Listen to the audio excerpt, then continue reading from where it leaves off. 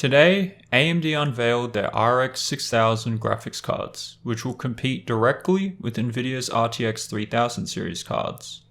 The RX 6000 series cards use AMD's newest RDNA 2 architecture, which AMD claimed gives a 50% increase in performance per watt over AMD's previous RDNA architecture. Also included in the architecture is support for DX12 Ultimate, so features like DirectX ray tracing and variable rate shading will be supported. AMD also showed off what they call an Infinity Cache, which enables a GPU to have lower memory bus widths but have superior memory bandwidth when compared to a regular memory system. RDNA 2 uses a 128MB Infinity Cache, and AMD claims it is over 2 times the bandwidth when compared to a 384-bit GDDR6 memory bus. AMD then highlighted their existing technologies like Radeon Boost and Radeon Anti-Lag, which should improve latency for gamers across their existing library, but these aren't features that are just special to RDNA 2. They can be used on RX Vega and RX 5000 series cards as well, and these features were released a while back, but it's good that they showed them once again. The final technologies AMD showed off are AMD's Rage Mode overclock feature, which allows for higher boost clocks and power use, and also smart access memory, which enables the GPU and Ryzen 5000 series CPUs to share memory between each other. AMD claims that this gives up to a 13% performance increase for particular cards when combined together. Now let's move on to the actual graphics cards themselves. First up is the RX 6800, which features a 60 compute unit design, 128MB of Infinity Cache, 16GB of GDDR6 memory, and a board power of 250 watts. The card is also claimed to have a boost clock up to 2.1 GHz and a typical game clock of 1.8 GHz. AMD will release the card to the market on the 18th of November 2020 at $579, and it should directly compete with the RTX 2080 Ti, which is what AMD compared it to. But this can also then compete with the RTX 3070, which Nvidia compared the 2080 Ti to, so it'll be interesting to see how that matchup sort of progresses. As for a direct performance comparison, I think it's really tough to say, especially since AMD showed on their slide comparing the 2080 Ti and the RX 6800, but they had features like smart access memory enabled, and since Nvidia doesn't have this feature and not everyone will have a Ryzen 5000 CPU, I think it would be an unfair comparison to really use that to extrapolate any performance difference, especially on various configurations that people might have. So as always, wait for independent third-party benchmarks. But if this one card can directly beat across a majority of games the RTX 3070, then I think AMD has a real winner on their hands, and it gives customers an option between the RTX 3070 and 3080. The next card that we're going to talk about, which is the RX 6800 XT, which features a 72 compute unit design, 128MB of Infinity Cache, 16GB of GDDR6 memory, and a board power of 300 watts. Now, the card is claimed to have a boost clock up to 2.25 GHz and a typical game clock of 2 GHz. Like the RX 6800, this card will also be available on the 18th of November 2020, but it will be priced at $649 to directly compete with the RTX 3080. As for performance, AMD showed the RTX 3080 in a direct comparison with the 6800 XT, but this time with no smart access memory or other features enabled like Rage Mode. In this comparison, the RX 6800 XT was claimed by AMD to beat the RTX 3080 across a majority of games at 4K and at 40p, while also losing in a few of them. So I went ahead and I used the bar graphs provided and measured that at 1440p, the 6800 XT is around about 5 to 6% faster on average compared to the RTX 3080. But like always, wait for independent benchmarks, especially to authorize not only this claim, but also to keep AMD honest in terms of their comparisons. So I just caution you, don't take this 5 to 6%, faster comparison to the bank. It could be a best case scenario really for both cards or for one card.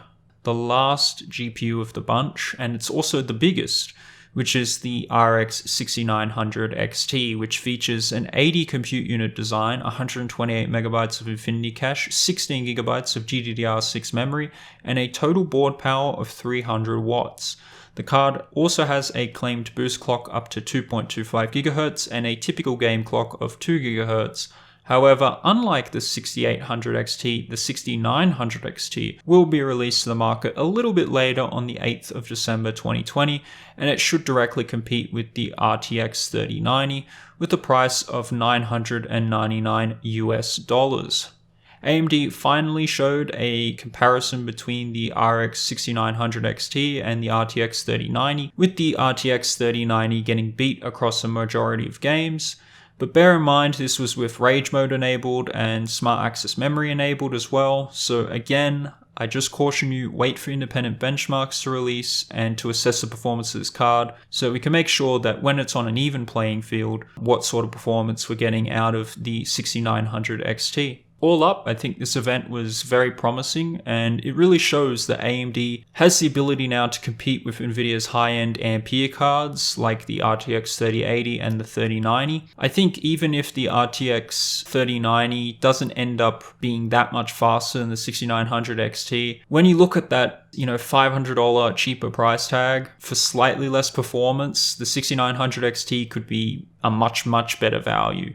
And I think AMD has shown that they can really create a high-end competitive product, maybe not in performance, but certainly in price. And as for the 6800 XT, I think that this is the real winner. This is the card that most people want to get. And I just feel like AMD is really confident in this product because it can match and even effectively beat the RTX 3080 based off the evidence that I've seen. So, at $640 or $49, $649, I think it's a good value alternative in general to Nvidia, and I think it provides strong competition. At this point, if you're Nvidia, I think you have to drop prices, maybe even on the 3090, because I really don't see people spending $400 more for maybe only a 2 to 3% performance increase. I also don't see people spending money on a RTX 3080 at $50 more over, say, the 6800 XT. So I think, this is a really good time to be a gamer, and I think that on average, AMD is going to do really, really well. As for the 6800, I don't want to get too ahead of myself on this card because